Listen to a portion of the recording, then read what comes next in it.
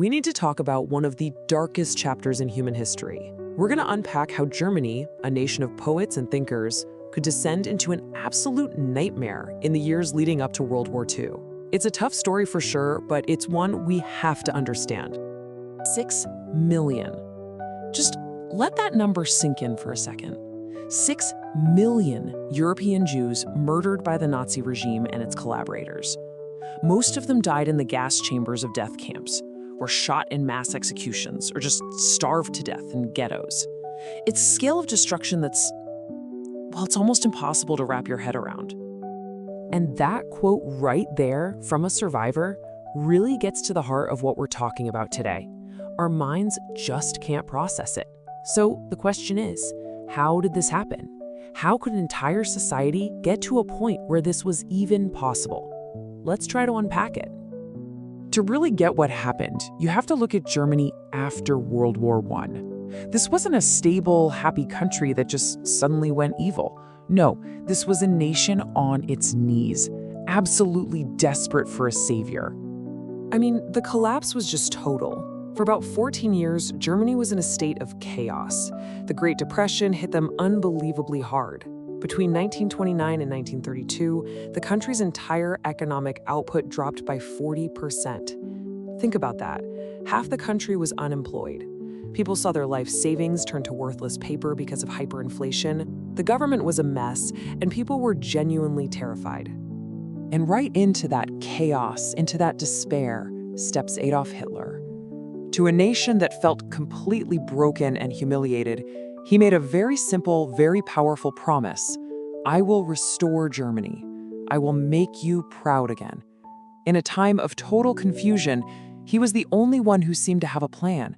And for millions of Germans, that was an intoxicating promise.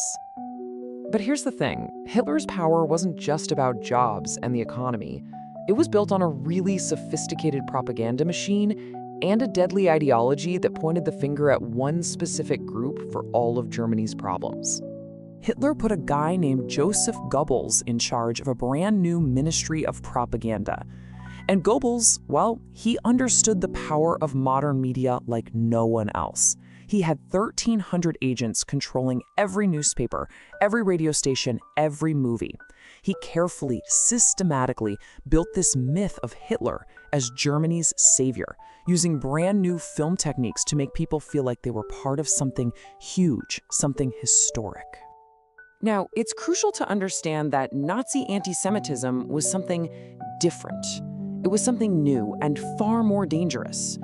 Historians call it redemptive anti-Semitism. This wasn't just about prejudice or discrimination. No, this was an apocalyptic worldview. The core idea was that the Jewish people were a kind of cosmic evil, and that to save Germany, and not just Germany, but the whole world, they had to be completely eliminated. And this wasn't some secret. In his book Mein Kampf, Hitler spelled it out. He wasn't framing his hatred as politics. He was framing it as a holy war, a divine mission. This belief that he was literally doing God's work, that's what made the ideology so incredibly radical and so lethal. The road to the death camps wasn't a sudden leap. It was a gradual process. Think of it like a slow strangulation of rights, of dignity, of basic humanity that slowly conditioned the German people to accept more and more persecution.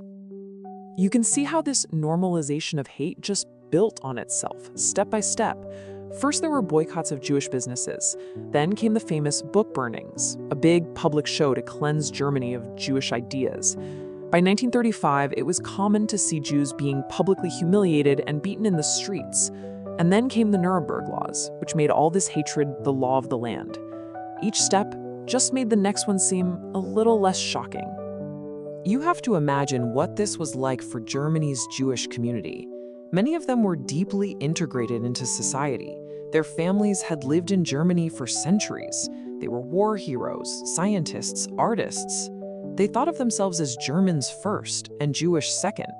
And suddenly, the country they loved was telling them they didn't belong.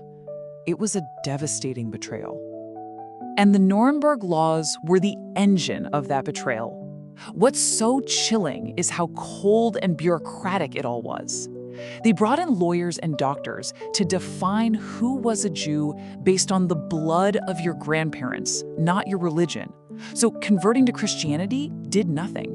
You were legally stripped of your citizenship, kicked out of your job, and made a stranger in your own home. And if you want to know how deep the poison went into the culture, look at this. By 1936, there was a popular family board game called Jews Out. The whole point of the game was to round up Jewish figures and deport them. The winner was the person who kicked out the most Jews.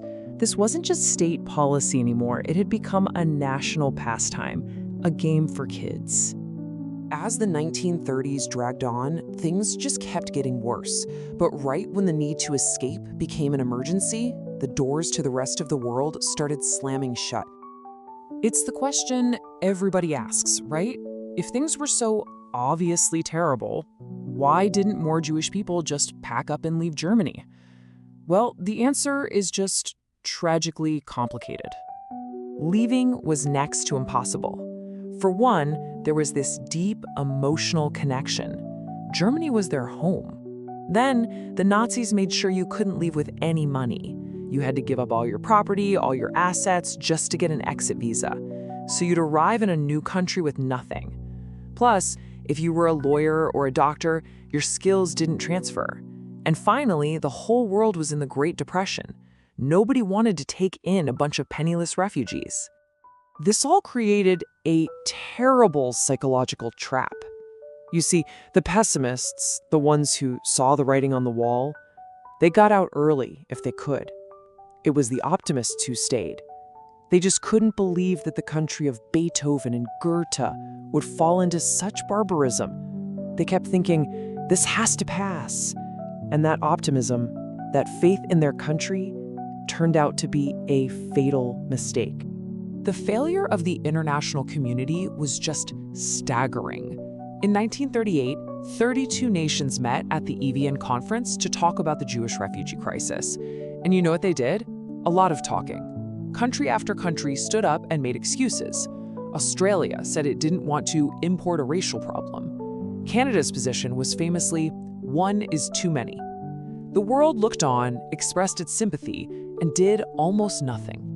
And get this, in one of the most shameful moves, it was neutral Switzerland that actually went to Germany and demanded they start stamping all Jewish passports with a big red J. Why? So their border guards could more easily spot the Jewish refugees and turn them away while still letting other German tourists in. The trap was closing, and the rest of the world was helping to lock it. And behind all of this were the men who built the machine. Men like Heinrich Himmler, who turned the SS into a state within a state, a force of pure terror.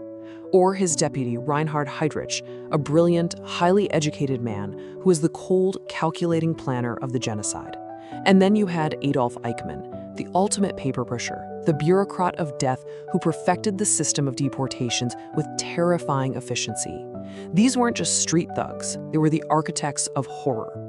And this brings us back to that final, haunting question. As the persecution got worse, step by step, from boycotts to segregation to violence, people just got used to it.